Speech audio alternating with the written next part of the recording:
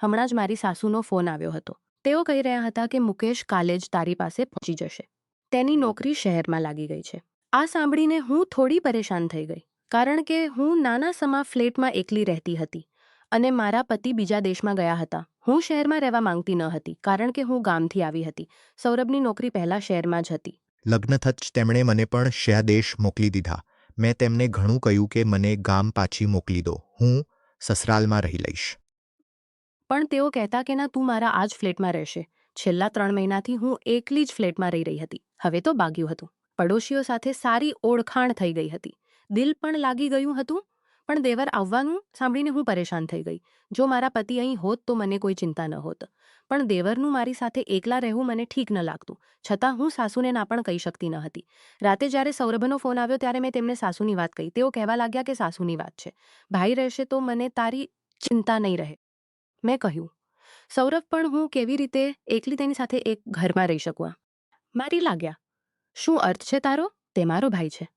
તને તેનાથી શું ખતરો હોઈ શકે? જે ગુસ્સે અને કડવા શબ્દોથી તેમણે મને દાટ્યું, હું આગળ કંઈ બોલી જ ન શકી. ફોન કાપીને હું સૂઈ તો ગઈ, પણ ઊંઘ આવતી ન હતી. વારંવાર ગુસ્સો આવતો. મુકેશનું મારા ઘરે આવવું મને આંખે પણ સારું ન લાગતું. મન થતું કે હમણાં જ સાસુને ફોન કરીને સ્પષ્ટ ના કહી દઉં કે મુકેશને અહીં રોકવાની કોઈ જરૂર નથી. શહેરમાં હોટલ છે, તે હોટલમાં રહી શકે, પણ હું આ વાત કહી શકતી ન હતી. મારી પરવરિશ જ એવી ન હતી કે હું મોટાઓ સાથે આ રીતે વાત કરું. છતાં અંદરથી ખૂબ ગુસ્સો હતો. મને મુકેશ શરૂઆતથી જ પસંદ ન હતો. મમ્મીએ પોતાની સૌથી પ્યારી સહેલી વિનીતાના દીકરા સરી દીધી હતી. મારી લગ્ન બાળપણમાં જ નક્કી કરી દીધી હતી. પણ જ્યારે અમારા ઘરે કોઈ કાર્યક્રમ હોત અથવા મમ્મીની સહેલીના થતા અને મારી મુલાકાત સૌરભ સાથે થઈ જતી, તે ખૂબ સુલઝેલા સ્વભાવના માણસ હતા. પણ મુકેશ એટલો જ લોફર પ્રકારનો છોકરો હતો. છોકરીઓ સાથે હસીને વાત કરવી તેમની આસપાસ હતી. આસપાસ ફરવું અને ખૂબ મજાક કરવી એ તેની આદત હતી. ગામની છોકરીઓ પાસેથી મેં તેના વિશે જે સાંભળ્યું હતું તેને કારણે હું તેને નજરે પણ ભણીને મૂકતી ન હતી. જ્યારે અમે મોટા થયા અને ભણીને મુક્ત કરી દીધી, અમારી લગ્નને હજુ ઘણો સમય નહોતો થયો, માત્ર 4 મહિના જ થયા હતા. સૌરભની એક વાત મને ખૂબ અજીબ લાગી હતી. લગ્નની પહેલી રાતે પણ તેમણે મને હાથ નહોતો લગાડ્યો. કહેવા લાગ્યા કે ભલે અમારી લગ્ન બાળપણથી નક્કી હતી, પણ અમે એકબીજાને સારી રીતે ઓળખી નથી. હું ઈચ્છું છું કે પહેલાં અમે એકબીજાને સમજીએ, ત્યાર પછી જ સંબંધની શરૂઆત કરીશું. લગ્નના 15 તો થયું, પણ હું સપછી જ તેઓ મને શહેર લઈ આવ્યા અને હજુ સુધી અમારા વચ્ચે કોઈ સંબંધ નહોતો બન્યો. પછી 15 દિવસ જ શહેરમાં રહી શક્યા કે કંપની તરફથી સૌરભને વિદેશ જવું પડ્યું અને હવે 3 મહિનાથી સૌરભ વિદેશમાં જ હતા અને હું અહીં ફ્લેટમાં એકલી રહેતી હતી. આજની ખબરે મને અંદરથી બેચેન કરી દીધી હતી. મારા દેવર મુકેશનું મારા ઘરે આવવું અને તેની સાથે એક જ ઘરમાં રહેવું. નોકરી લાગી જવાનો અર્થ એ જ હતો કે તે હવે ઘણા મહિના સુધી અહીં રહેશે. તો હંમેશા માટે જ અહીં રહે. અને સૌરભ તો 6 મહિના પહેલાં આવવાના નહોતા. હું વિચારીને પરેશાન થઈ રહી હતી. બીજા દિવસે મેં તેની પસંદનું ખાવાનું બનાવ્યું, કારણ કે સાસુએ ખાસ કહ્યું હતું કે મુકેશને રાજમા, ચોખા, બુંદીનું રાયતું અને કઢાઈ પનીર ખૂબ ગમે છે. તેથી તેની પસંદનું જ બનાવવું. ઘંટડી વાગી. મને ખબર હતી કે મુકેશ જ હશે. મેં દરવાજો ખોલ્યો તો તે સામે મુસ્કરાતો મને જોઈ રહ્યો હતો અને નિર્ભયપણે પોતાનું બેગ લઈને અંદર આવી ગયો. કહેવા લાગ્યો, ઓહો, આ બસનો પ્રવાસ પણ થાકી નાખે છે. હવે હું 2 દિવસ સુધી મસ્ત સૂઈશ. પછી મને કહેવા લાગ્યો, ભાભી, મારો રૂમ કયો છે? મારા આ ફ્લેટમાં માત્ર 2 જ રૂમ હતા. મેં બીજા રૂમ તરફ ઇશારો કર્યો. તે રૂમમાં વધારે ફર્નિચર નહોતું. તેણે એક નજરે જોયું અને કહેવા લાગ્યો કે હું અહીં નહીં રહી શકું. એમ કરો, તમે અહીં સૂઈ જાઓ. મને તો બેડ પર જ ઊંઘ આવે છે. એમ કહીને તે આરામથી મારા રૂમમાં ચાલ્યો ગયો. હું તેને આશ્ચર્યથી જોતી રહી. તે સમયે હું તેની સાથે દલીલ કરના મૂડમાં બિલકુલ નહોતી કે શું વિચારશે કે ભાભીએ આવતા જ દલીલ શરૂ કરી દીધી. તે મારાથી માત્ર 1 વર્ષ નાનો હતો, પણ કદકાઠીને કારણે મારાથી મોટો જ લાગતો. પણ કદકાઠીમાં તે નાહી ધોઈને આવી ગયો. તેની પસંદનું બધું ટેબલ પર મૂક્યું. કહેવા લાગ્યો, તમારા હાથમાં તો ખૂબ સ્વાદ છે. હું તો પહેલી વાર જ તમારા હાથનું ખાવાનું ખાઈ રહ્યો છું, કારણ કે લગ્ન પછી તરત જ તમે શહેર આવી ગયા હતા. આ કહ્યા પછી તે કહેવા લાગ્યો કે હું તમારા માટે ગિફ્ટ લાવ્યો છું. ચાલો આવો, હું તમને બતાવું. ઝિઝકના તેણે મારો હાથ પકડ્યો અને મને રૂમમાં લઈ ગયો. મેં કોઈ ગુસ્સે કહ્યું, મારો હાથ છોડો. તે કહેવા લાગ્યો, પહેલાં તમને ગિફ્ટ તો બતાવી દઉં. પછી તેણે મને એક ફેન્સી સૂટ આપ્યો. આ તમારા માટે. મેં તેના હાથમાંથી સૂટ લઈને મૂકી દીધો. પણ જેવો તે છોકરો હતો કે મારે તેનાથી દૂરી રાખવી જોઈએ. પણ હું નહોતી જાણતી કે મેં મારી જિંદગીને કેવા નરકમાં નાખી દીધી છે. રાતે મુકેશ રૂમમાં જ સૂઈ ગયો અને મને ડ્રોઈંગ રૂમના સોફા પર સૂવું પડ્યું. મેં વિચાર્યું કે બીજા દિવસે તેને કહીશ કે મને મારા રૂમની આદત છે. જો તેને મુશ્કેલી હોય તો તે સોફા હોલમાં મૂકીને ડ્રોઈંગ રૂમને જ પોતાનો રૂમ બનાવી લે. કોણ જાણે તે ક્યાં સુધી અહીં રહે. પણ સવારે જ્યારે હું ઉઠીને બહાર આવી તો તે જઈ ચૂક્યો હતો. પણ બપોરે જ તે ખુશી ખુશી ઘરમાં દાખલ થયો. કહેવા લાગ્યો, મારી નોકરી પાકી થઈ ગઈ છે. કાલથી જોઈન કરી લઈશ. એમ કહીને તે લોફર અંદાજથી સોફા પર મૂકી દીધા. કહેવા લાગ્યો, ખૂબ થાકી ગયો છું. મને એક કપ ચા બનાવી આપો. હું તેની ભાભી હતી. મેં તેને ચા બનાવી આપી અને કહ્યું કે મને મારા રૂમની આદત છે. તેથી તમે ડ્રોઈંગ રૂમને પોતાનો રૂમ બનાવી લો. પણ હું નહોતી જાણતી કે મારી આ વાતનો તે આવો જવાબ પણ આપી શકે. કહેવા લાગ્યો, જો તમે ઈચ્છો તો આપણે એક જ રૂમમાં એડજસ્ટ કરી શકીએ. આ સાંભળીને તો મારું માથું ફરી લાગ્યો. કહેવા લાગ્યો, હું મજાક કરી રહ્યો હતો. હું ઉઠીને કિચનમાં જવા લાગી ત્યારે તે કહેવા લાગ્યો, વાસ્તવમાં તમે ગુસ્સામાં ખૂબ સુંદર લાગો છો. સાચે જ જ્યારે ગુસ્સાથી તમારા ગાલ અને નાક લાલ થઈ જાય છે ત્યારે મન થાય છે કે વાત અધૂરી જ છોડીને તે શરારતની વાતોનો આદી છે. ભલે સામેનો તેની આવી વાતોથી પરેશાન થતો હોય, તે બાજ નહોતો આવતો. હું રાતનું ખાવાનું બનાવી રહી હતી અને તે હોલમાં બેસીને ટીવી જોઈ રહ્યો હતો. પણ જે પ્રકારનું મને કિચન સુધી સંભળાતી હતી તેની બેશરમી પર મારું મન થયું કે તેને ખરી ખોટી સંભળાવી દઉં કે તને તમીજ નથી. ઘરમાં તારી ભાભી હાજર છે. પણ હું ચૂપ રહી, કંઈ કહી ન શકી. રાતનું ખાવાનું બનાવીને હું મારા રૂમમાં ચાલી ગઈ. રૂમની હાલત જોઈને મારું માથું ફરી ગયું. મમની હાલત જોઈને મારું માથું પીટી લઉં. આખા રૂમમાં તેના કપડાં વેરાયેલા પડ્યા હતા. ક્યાંક તોલિયો, ક્યાંક જૂતા. મને જેટલી સફાઈ ગમતી તે એટલો જ ગંદો માણસ હતો. મેં તેના બધા કપડાં મશીનમાં નાખી દીધા અને તેનું બેગ બંધ કરીને બહાર હોલમાં મૂકી દીધું. બીજા જ દિવસે તેણે રૂમમાં બેડ લાવીને મૂકી દીધું હતું. હું મુકેશના રૂમમાં બેડ લાવીને મૂકી દીધું હતું. હું મુકેશના ઘરે આવ્યા પહેલાં જ ખાવાનું બરણાકડી હતી કે જ્યારે આ ખાઈને સૂઈ જશે ત્યારે જ રૂમમાંથી બહાર નીકળીશ. જેટલું મારું તેની સાથે ઓછું મળવું એટલું જ વધારે સારું, કારણ કે તે એક નંબરનો બદતમીજ માણસ હતો. પણ મને આશ્ચર્ય ત્યારે થયું જ્યારે તેણે મારા દરવાજા પર ટકોરા મારવા શરૂ કર્યા. મેં દરવાજો ખોલ્યો તો તે કહેવા લાગ્યો કે ખાવાનું તો ટેબલ પર લગાવી દો. ક્યારથી ભૂખ લાગી છે અને તમે છો કે તમને અહેસાસ જ નથી કે કોઈ ભૂખ્યો તરસ્યો બહાર બેઠો છે. મેં કહ્યું, બધું તો તૈયાર છે. તમે પ્લેટમાં નાખીને ખાઈ લો. આ તો તમે પોતે પણ કરી શકો છો. મારી વાત સાંભળીને તેના માથું હલાવવા લાગ્યો અને કહેવા લાગ્યો કે કરી તો હું ઘણું કહી શકું છું. પણ એમ કહીને તે ફરીથી મુસ્કરાવા લાગ્યો. તેની આ મુસ્કાન મને ઝેર લાગતી. પછી મારી થોડી નજીક આવીને કહેવા લાગ્યો, મને આ કામોની આદત નથી. તેથી મને તકલીફ તો થશે, પણ આ બધા કામ તમારે જ કરવા પડશે. ચાલો જલ્દી આવો અને ખાવાનું લગાવો. મેં તેને ગુસ્સે જોયો અને કિચનમાં ચાલી ગઈ. ખાવાનું ગરમ કર્યું અને ટેબલ પર લગાવી દીધું. હું તેની સામે બેસીને ખાવા માંગતી ન હતી. તેથી મારી પ્લેટ બનાવી અને મારા રૂમમાં જવા લાગી. તે કહેવા લાગ્યો, આ શું વાત થઈ? અહીં મારી સામે બેસીને ખાઓ. હું તમને ખાઈ તો નહીં જાઉં. વાસ્તવમાં હું વેજીટેરિયન છું અને તેથી તમે પોતાને સુરક્ષિત અનુભવો કે હું તમને નહીં ખાઉં. એમ કહીને તે જોરથી હસી પડ્યો. કહેવા લાગ્યો, ભાભી છો તમે, મારી પણ ના મારી સાથે વાત કરો છો ના કંઈ કહો છો. હું તો ખૂબ બોર થઈ ગયો છું. મને તો લાગે છે કે ભાઈ પણ બીજા દેશ એટલા માટે ભાગી ગયા છે કારણ કે તમે તેમની સાથે પણ આવું જવું જ વર્તન રાખતા હશો. ત્યારે જ તેમણે જાન છોડાવીને મારી બર્દાશ્ત ખતમ થઈ ગઈ. મેં કહ્યું, તમે તમારા કામથી કામ રાખો તો વધારે સારું. તમને ખાવાનું મળી રહ્યું છે, બસ તે ખાઈ લો. હું ક્યાં બેઠી છું, શું કરું છું ન હોવો જોઈએ. મને ગુસ્સે બોલતી જોઈને તે ફરીથી હસવા લાગ્યો. કહેવા લાગ્યો, આમ ના વાત કરો. મેં આ વાતને પહેલાં પણ કહી છે કે ગુસ્સામાં તમે વધારે સારી લાગો છો. કાશ કે સૌરભની જગ્યાએ હું હોત તો. તેની આ વાત સાંભળીને મને આગ લાગી ગઈ. મેં કહ્યું, તમને શરમ નથી આવતી આવી વાતો કરતા? તે કહેવા લાગ્યો, કેવી શરમ? જાણો છો દેવર ભાભીમાં કેવી કેવી મજાક અને વાતો ચાલે છે. પણ તમે તો કદાચ ખૂબ બોર પ્રકારની છોકરી છો. થોડું મારી સાથે સમય વિતાવો તો તમને પણ અંદાજ આવે કે જિંદગી કેટલી સુંદર છે. એમ કહીને તે એક પછી એક રોટલીના કોળિયા મોંમાં નાખી રહ્યો હતો. હું સૌરભ સાથે જોઈ શકતી હતી છું. તે જ તમને તમીજ શીખવશે કે ભાભી સાથે કેવી રીતે વાત કરવી. મને લાગ્યું હતું કે આ વાત પર તે પોતાનું થોડું સુધારી લેશે, પણ એમ ન થયું. મેં ફોન પર સૌરભને મુકેશ વિશે બધું કહ્યું. પણ સૌરભ પણ અજીબ માણસ હતા. કહેવા લાગ્યા કે તું ખોટું વિચારે છે, તે એવો નથી. તેમને પોતાના ભાઈ પર ન જાણે કેમ એટલો ભરોસો હતો. એક સાંજે જ્યારે મુકેશ સ્મૂથલી આગે દુખાવો છે એમ કરો, મારા માથામાં ખૂબ તીવ્ર દુખાવો છે. એમ કરો મારા માથાની હળવી મસાજ કરી આપો, ત્યાર પછી જ હું ખાઈશ. મને તેની વાત કરતો જાણે તે મારો પતિ હોય અને હું તેની પત્ની.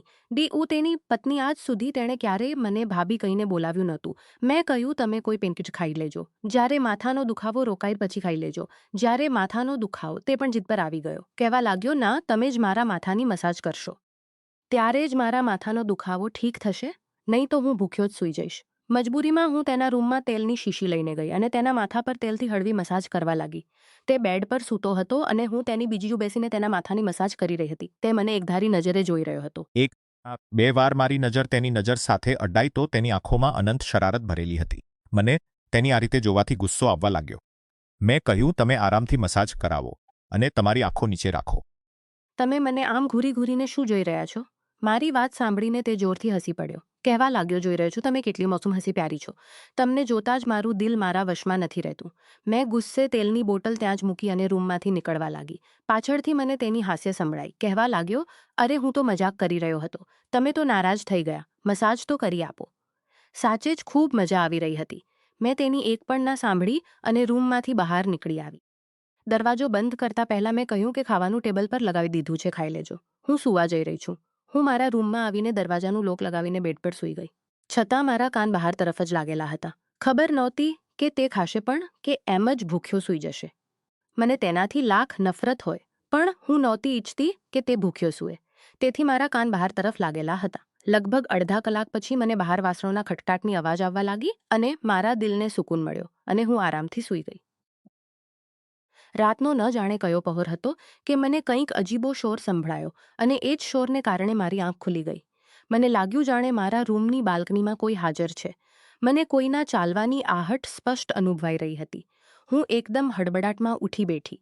હું કાંપતા હાથોથી પડદો હટાવીને જોયું તો તાઇફાણસર હતા. બંનેના હાથમાં પિસ્તોલ હતી. મારું દિલ ધક્કો ખાઈને રહી ગયું.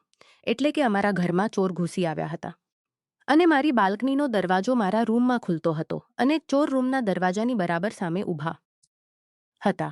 તે કેટલાક પળમાં જ દરવાજો ખોલીને અંદર આવી શકતા. મને યાદ નહોતું કે દરવાજાનું ગેટ અંદરથી લોક છે કે ખુલ્લું અને મારી પાસે એટલો સમય પણ નહોતો કે દરવાજો ત્યાં સુધીમાં તે ચોર અંદર આવીને દરવાજો ચેક કરું. જો હું દરવાજા સુધી પહોંચત ત્યાં સુધીમાં તે ચોર બહાર તરફ પકડી પડી. રૂમમાંથી બહાર નીકળતા પહેલાં મેં રૂમમાં ખોલીને બહાર તરફ દોડી પડી.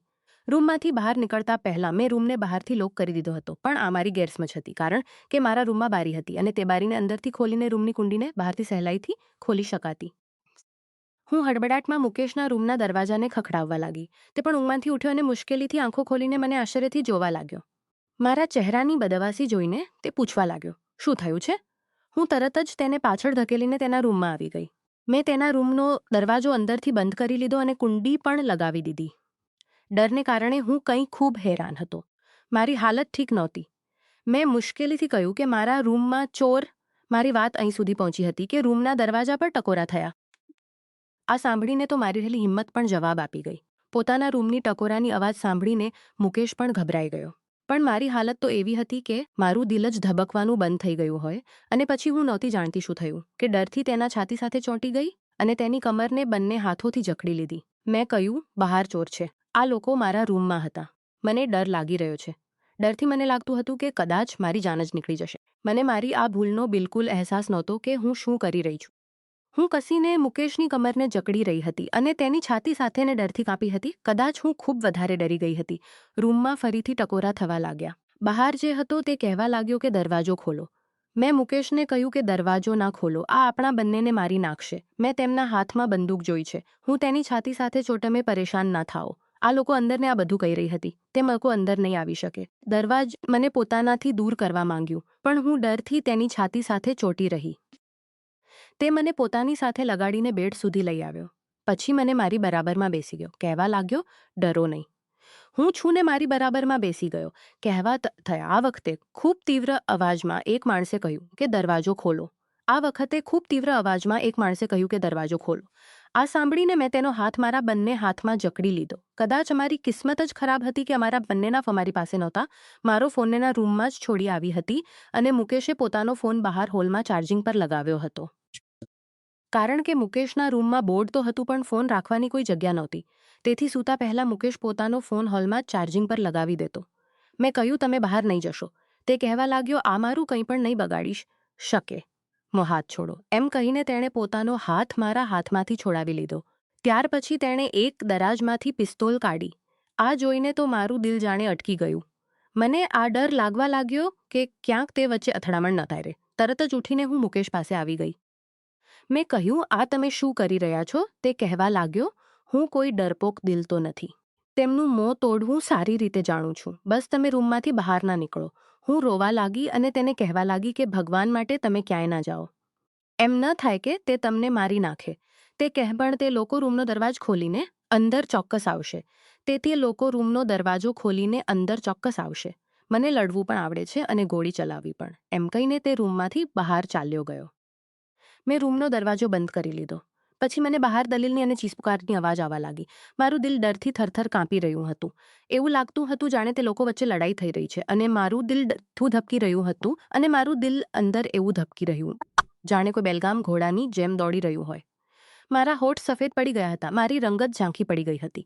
હું બંને મુઠ્ઠીઓ બંધ કરીને બેડ પર બેઠી હતી અને ખરાબ રીતે કાંપી રહી હતી કે તે લોકો મારી સાથે પણ ન જાણે શું કરશે. ડરથી મારી હાલત ખરાબ થવા લાગી હતી.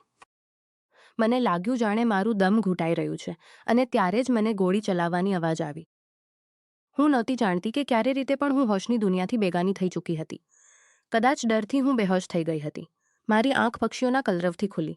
એકદમ જ હું ઉઠીને બેઠી તો જોયું કે હું મુકેશના બિસ્તરા પર સૂતી હતી. મારા વાળ પણ વેરાયેલા હતા. પણ હું એકલી તેના રૂમમાં હતી. એકદમ તો મને આ સમજાયું નહીં કે હું તેના રૂમમાં તેના રૂમમાં હતી. એકદમ તો મને હાદસો મને યાદ આવવા લાગ્યો અને જેને યાદ કરતાં જ મારા હોશ ઉડી ગયા. મને તો એ પણ ખબર નહોતી કે બહાર શું થયું હતું. હું તરત જ તેના રૂમમાંથી બહાર આવી તો મુકેશ સોફા પર બેસીને સિગારેટ પી રહ્યો હતો. તેને માથા પર પણ ઘાનું નિશાન હતું. આ જોઈને હું તેની પાસે આવી ગઈ. મેં કહ્યું, તમે અહીં? અને તે લોકો મુકેશ કહેવા લાગ્યો, તેમને પોલીસે પકડી લીધા છે. તે પોલીસની હિરાસતમાં છે. એમ કહીને તે મારી સાથે નજરો ચોરવા લાગ્યો. મેં કહ્યું કે તમારા બાજુ પર શું થયું છે?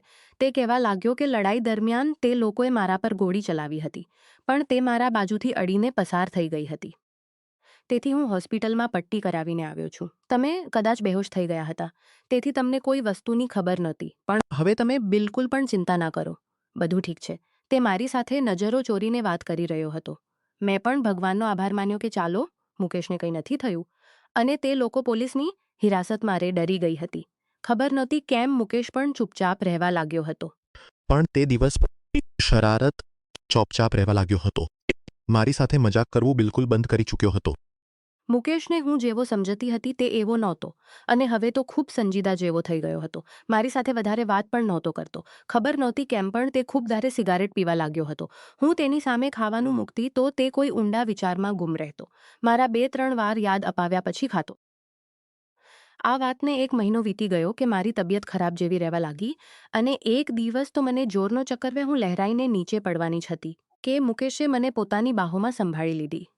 જો મુકેશ મને ટેકો ન આપત તો મારું માથું ટેબલમાં જઈને અથડાત અને હું ખૂબ ખરાબ રીતે ઘાયલ થઈ ચૂકી હોત. મુકેશે મને ટેકો આપીને સોફા પર બેસાડ્યો. કહેવા લાગ્યો, તમે પોતાનું બિલકુલ ખ્યાલ નથી રાખતા. પોતાનું ખ્યાલ રાખો. જુઓ કેવી ઝાંખી પડી ગયા છો. કદાચ નબળાઈને કારણે તમને ચક્કર આવ્યો છે. મુકેશ જ મને ડૉક્ટર પાસે લઈ ગયો હતો. પણ હું ડૉક્ટરના રૂમમાં એકલી જ ગઈ હતી. તેણે કેટલાક ટેસ્ટ લખી આપ્યા. તેની રિપોર્ટ પણ તરત આવી ગઈ. પણ જેવી તે રિપોર્ટ આવી તેણે મારા હોશ ઉડાવી દીધા. તે ડૉક્ટર કહેવા લાગી કે તમે પ્રેગ્ને રહી ગઈ. મારા પતિ તો છેલ્લા 3-4 મહિનાથી મારી સાથે નહોતા. અને સૌથી મોટી વાત, મારા પતિએ તો મને આજ સુધી હાથ પણ નહોતો લગાડ્યો. તો તેનો અર્થ મુકેશે જ મારી સાથે. પણ ક્યારે અને કેવી રીતે મને તો બિલકુલ યાદ નહોતું આવતું. મારું મગજ બિલકુલ ખાલી થઈ ચૂક્યું હતું. હું વિચારીને પરેશાન હતી કે તેણે મારી સાથે આવું ક્યારે કર્યું. કારણ કે ના તો હું કોઈ નશાની દવા લીધી હતી. ના જ મને કોઈ એવી નશીલી વસ્તુ ખવડાવવામાં આવી હતી. પછી હું પ્રેગ્નન્ટ મને યાદ આવવા લાગ્યું કે જે દિવસે અમારા ઘરમાં ચોર ઘૂસી આવ્યા હતા. હું ડરને કારણે બેહોશ થઈ ગઈ હતી. બેહોશ થઈ ગઈ હતી. તે ખોવાયેલો જેવો રહેવા લાગ્યો હતો અને બિલકુલ ચૂપ થઈ ગયો હતો. ક્યાંક એ જ રાતે તો મુકેશે મારી સાથે આ વિચારે તો મારા હોશ ગુમ કરી દીધા. તેણે મારી બેહોશીનો નાજાયજ ફાયદો ઉઠાવ્યો હતો. તે પણ એવા સમયે જ્યારે મને તેના સહારાની જરૂર હતી. મેં મારા વહેતા આંસુ પૂંછ્યા અને ડૉક્ટરના રૂમમાંથી બહાર આવી ગઈ. તે સામે જ બેઠો હતો. મને શું થયું? ડૉક્ટર શું કહે છે? હું તેને શું જવાબ આપું? મેં તેને કંઈ ન કહ્યું. હું તેને શું જવાબ આપું? મેં તેને કંઈ ન કહ્યું. તેણે મારી સાથે આવું કેમ કર્યું? હું તેના ભાઈની પત્ની હતી. તેને શરમ આવવી જોઈએ હતી આવું બધું કરતા, પણ ઘરે જઈને તો મારા હોશ ઉડી ગયા. સામે જ સૌરભ ઊભા મુસ્કરાઈ રહ્યા હતા. કહેવા લાગ્યા, કેવું લાગ્યું મારું સરપ્રાઈઝ? હું જોઈને દંગ રહી ગઈ. મારું દિલ ધક્કો ખાઈને રહી ગયું. પણ મેં જોયું કે સૌરભને જોઈને મુકેશ થોડો વધારે પરેશાન જેવો થઈ ગયો હતો. હું સૌરભ પાસે ચાલી ગઈ. તે સમયે હું અંદરથી એટલી દુઃખી અને છૂટી કરું. હું સૌરભ સાથે ચોંટીને રોવા લાગી કે તેમને કેવી રીતે કહું કે તેમના ભાઈએ મને બરબાદ કરી દીધી છે. હું તો મુશ્કેલ સમયમાં તેની પાસે એટલા માટે ગઈ હતી કે મને લાગ્યું હતું કે તે મને પનાહ આપશે, પણ હું નહોતી જાણતી. સૌરભ મારું માથું સહલાવા લાગ્યા અને કહેવાતી જાણતી, તે મને બરબાદ કરીને રાખી દેશે. સૌરભ, મારું ખુશ થઈ જવું જોઈએ, તું રો કેમ રહી છે? પણ બીજી જ પળે જે થયું એવું લાગ્યું કે જમીન આસમાન મારી આંખો નીચે એક થઈ ગયા હોય. કારણ કે થોડી વારમાં મુકેશ પણ સૌરભની નજીક આવી ગયો. પણ ત્યાર પછી જે હરકત તેણે કરી, હું ચોંકી ગઈ. તેણે મારો બાજુ પકડ્યો અને એક ઝટકાથી મને સૌરભથી અલગ કરી દીધી. આ જોઈને સૌરભ પણ હેરાન હતા. મને સૌરભથી પાછળ કરીને મુકેશ કહેવા લાગ્યો, દૂર રહો. આનાથી મુકેશના બોલવાનો અંદાજ ખૂબ કઠોર હતો. સૌરભ ગુસ્સે કહ્યું, આ શું બદતમીજી છે? આ તમે શું કહી રહ્યા છો? અને ત્યાર પછી જે વાત મુકેશે કહી, મારા તો પગ તળેથી જમીન નીકળી ગઈ. તે કહેવા લાગ્યો, તમે સારી રીતે જાણો છો કે હું શું કહી રહ્યો છું. આ મારી પત્ની છે, તમારી નહીં. અને આ વાત તમારે ભૂલવી નહીં જોઈએ. તેથી તમે મારી પત્નીને પોતાનાથી દૂર જ રાખો. તેની નજીક જવાનો પ્રયાસ પણ ના કરો. મુકેશના મોંમાંથી આ શબ્દો સાંભળીને હું આશ્ચર્યથી ક્યારેક મુકેશનું તો ક્યારેક સૌરભનું મોં જોઈ રહી હતી. મુકેશના મોંમાંથી આ વાત સાંભળીને મને લાગ્યું કે કદાચ સૌરભ તેનું ગળું જ દબાવી દેશે. પણ સૌરભે કંઈ પણ ન કહ્યું, બલકે સૌરભના ચહેરા પર એક માયુસી ફેલાઈ ગઈ હતી. મુકેશ કહેવા લાગ્યો, યાદ છે ને કે જ્યારે ફેરા થયા હતા તે સમયે ચહેરા પર સેહરો નાખીને તમારી જગ્યાએ મેં ફેરા લીધા હતા. પંડિતજીએ લગ્નના જેટલા પણ મંત્ર અને વિધિવિધાન કર્યા હતા તે બધા મારા અને રાની માટે કર્યા હતા. તે સમયે રાનીનો હાથ મારા હાથમાં હતો, તમારા હાથમાં નહોતો. તમે તો રાની સાથે લગ્ન કરવા માટેના પાડી દીધી હતી. હા, આ અલગ વાત છે કે મેં આ બધુંના કહેવા પર કર્યું હતું, કારણ કે તમને રાની પસંદ નહોતી. તમે વિદેશ જવા માંગતા હતા અને ત્યાંની છોકરી તમને પસંદ હતી, અને તેની સાથે જ તમે છોકરી તમને પસંદ હતી, અને તેની સાથે જ તમે લગ્ન કરવા માંગતા હતા, અને જેની ખાતર તમે હિન્દુસ્તાન છોડીને ત્યાં ચાલ્યા ગયા હતા. એ જ કહ્યું હતું ને તમે કે અત્યારે ફિલહાલ માટે તો રાની સાથે લગ્ન કરી લો, કારણ કે તમે પાછા નહીં ફરો, અને જેવા કેટલાક વર્ષ વીતી જશે તો પછી તમે રાનીને તલાક આપી દેશો. આ ડ્રામા પણ ખતમ થઈ જશે. મને આ કહો કે તમે પાછા કેમ આવ્યા છો? તમને તો એક વિદેશી છોકરી સાથે પ્રેમ થઈ ગયો હતો અને તમે તેની સાથે જ લગ્ન કરવાના હતા. પછી તમે એકલા પાછા કેમ આવ્યા છો? તમે તે છોકરી સાથે લગ્ન નથી કર્યા. હું તો આ સાંભળીને મારું ગમ ભૂલી બેઠી હતી. સૌરભ કહેવા લાગ્યા કે મને તે છોકરીએ ધોકો આપ્યો છે. તેથી હું પાવે રાણીને તલાક આપી દો. હું તેની સાથે લગ્ન કરી લઈશ. આ સાંભળીને મને લાગ્યું જાણે હું કોઈ રમકડું છું. મેં કહ્યું, મને કહ્યા વગર કયા રમતો રમ્યા છે? તમે બંને ભાઈઓએ મારી સાથે. એક દુનિયા સામે મારી સાથે લગ્ન કરે છે કારણ કે તેની માએ બાળપણથી મને તેના નામ સાથે બાંધી રાખ્યું હતું, અને પછી મને બિના હાથ લગાડ્યા જ ઇંતજારનું કહીને બીજા દેશ ચાલ્યા જાય. પછી બીજો ભાઈ આવીને મારી સાથે સમય વિતાવે છે, બિના મને કહ્યા મારી સાથે સંબંધ બનાવે છે. હું તો તડપી રહી હતી કે દેવરની હવસની નિશાની પોતાના શરીરમાં લઈને હોસ્પિટલમાંથી પાછી પણ મને ખબર નથી કે મારી સાથે કયો ઘીણો રમત ખેલાયો છે. આ વાત સાંભળીને તો મુકેશ અને સૌરભ બંને જ હેરાન થઈ ગયા હતા. હું ફૂટી ફૂટીને રોવા લાગી. મેં મારા પર્સમાંથી રિપોર્ટ કાઢીને તે બંનેના ઉપર ફેંકી દીધી. સૌરભ કહેવા લાગ્યા, આ તમે શું કર્યું છે? તમને શરમ નથી આવી? મુકેશના શબ્દો વધારે તીવ્ર હતા. કહેવા લાગ્યો કે આ મારી પત્ની છે, તેથી મને મારા કોઈ પણ કામ પર કોઈ શર્મિંદગી નથી. આ અલગ વાત છે કે જ્યારે મેં રાની સાથે ફેરા લીધા હતા તે સમયે મારા દિલમાં રાના માટે કંઈ પણ નહોતું, પણ હવે હું રાની સાથે મોહબ્બત કરવા લાગ્યો છું અને તેના વગર જીવવાનું વિચારી પણ નથી શકતો. એમ કહીને તેણે મારો હાથ પકડ્યો અને ઘરમાંથી બહાર લઈ ગયો. મેં કહ્યું, મારો હાથ છોડો, મને તમારી સાથે પણ નથી રહેવું. તમે ધોકેથી મારી સાથે લગ્ન કરી અને પછી મારી બેહોશીનો નાજાયજ ફાયદો પણ ઉઠાવ્યો. પણ મુકેશે મારી કોઈ વાત ન સાંભળી અને મને ગામ લઈ ગયો. મુકેશે જ મારી સાસુને અને મારા માતા પિતાને સારી હકીકત કહી હતી. સારી હકીકત જાણીને બધા લોકો હેરાન રહી ગયા હતા. સૌરભ સાથે તો મારી સાસુએ વાત કરવી જ બંધ કરી દીધી હતી. સૌરભ પણ ગામ નહોતા આવ્યા. પોતાના આ ફ્લેટમાં રહીને કોઈ નોકરી કરવા લાગ્યા હતા. અહીં મુકેશ મારું ખૂબ ખ્યાલ રાખતો હતો. મારી દરેક વસ્તુનું ખ્યાલ નહોતી કરતી. તે મારી કોઈ પણ વાતનું ખરાબ નહોતો માનતો. મારું ખ્યાલ રાખતો રહ્યો. પણ 6 મહિના પછી જ મેં એક મૃત બાળકને જન્મ આપ્યો. બાળક સમયથી પહેલાં જ જન્મ્યું હતું. તેથી તે જીવતું નહોતું. હું જ્યારથી શહેરથી ગામ આવી હતી ખૂબ વધારે પરેશાન રહેતી હતી. ઠીકથી ખાતી પણ નહોતી અને ખૂબ વધારે ડિપ્રેશનમાં રહેતી હતી. કદાચ એ જ કારણ હશે કે મેં બાળકને સમયથી પહેલાં જ જન્મ આપ્યો હતો. જેવી મને શહેરની એક સૌથી સારી હોસ્પિટલમાં લઈ આવ્યો હતો. મારી હાલત પણ ઠીક નહોતી અને જ્યારે મારી તબિયત થોડી સંભળાઈ ત્યારે મુકેશે એક DNA રિપોર્ટ મારી સામે મૂકી દીધી. જેથી આ સાબિત થયું કે આ બાળક તેનું નથી. તે કહેવા લાગ્યો જે રાતે તે ડાકુઓ આવ્યા હતા તેમણે મારા બાજુ પર ગોળી મારી અને મારા માથા પર પિસ્તોલથી માર્યું અને હું બેહોશ થઈ ગયો હતો. હું નથી જાણતો કે પછી શું થયું હતું. પણ જ્યારે મને હોશ આવ્યો ત્યારે તે બંને ઘરમાંથી જઈ ચૂક્યા હતા. રૂમનો દરવાજો તૂટેલો હતો અને જ્યારે હું રૂમમાં આવ્યો ત્યારે તમારી સાથે ખોટી હરકત કરી ચૂક્યા છે. તમે ખૂબ જ ખરાબ હાલતમાં બેડ પર સૂતા હતા. મેં જ તમારા કપડાં ઠીક કર્યા હતા. જ્યારે તમારી રિપોર્ટ મેં જોઈ ત્યારે હું તમને પોતાના તરીકે સ્વીકારી લઉં. કારણ કે તમારો આમાં કોઈ કસૂર નહોતો. જે કંઈ થયું તો એ કસૂર નહોતો. જે કંઈ થયું તે એક હાદસો હતો. હું પથરાઈ ગયેલી આંખોથી ક્યારેક તેને જોઈ રહી હતી તો ક્યારેક તે રિપોર્ટને. મને સમજાતું મારીને આંસુ વહાવું કે પછી ભગવાનનો આભાર માનું જેને મુકેશના રૂપમાં મને એટલો સારો પતિ આપ્યો હતો. મારી આંખોમાંથી આંસુ નીકળતા જોઈને મુકેશ મારી નજીક આવી ગયો. તેણે પોતાના હાથોથી મારા આંસુ સાફ કર્યા અને મારું માથું ખભ પર ટેકવી લીધું. મુકેશનો સ્પર્શ પામતા જ હું વધારે તડપીને રોવા લાગી. હું તો તમને ખૂબ જ નીચ માણસ સમજી રહી હતી. પણ તમારી જેવી મહાનતા તો મેં આજ સુધી કોઈમાં નથી જોઈ. મારા કારણે આજ સુધી તમને ખૂબ દુઃખ કોઈમાં નથી જોઈ. મારા કારણે આજ સુધી તમને ખૂબ દુઃખ પહોંચ્યું છે. મને માફ કરી દો. મુકેશ ધીમે ધીમે મારી પીઠને સહલાવી રહ્યો હતો. મેં ક્યારેય તમારા વિશે કંઈ ખોટું નથી વિચાર્યું. મને ખબર હતી કે જે તમારું વર્તન મારી સાથે છે તે કુદરતી છે. કોઈ પણ છોકરી આ બરદાસ્ત ન કરી શકે જે તમારી સાથે થયું હતું. મેં સુકૂનથી આંખો મીચી લીધી. મારા દિલમાં મુકેશ માટે ઢગલો સારો પ્રેમ ઉમટી આવ્યો હતો. ઘરે આવ્યા પછી મુકેશે મારી ખૂબ સંભાળ લીધી હતી. ધીમે ધીમે મારી તબિયત સંભળાઈ ગઈ હતી અને મેં ત્યાર પછી ખુશી ખુશી મુકેશને પોતાના પતિ તરીકે સ્વીકારી લીધો હતો. અમે બંને એકબીજા સાથે એટલો પ્રેમ કરીએ છીએ. મુકેશની સાથે હું ખૂબ ખુશ છું અને ખુશીથી જિંદગી ગુજારી રહી છું.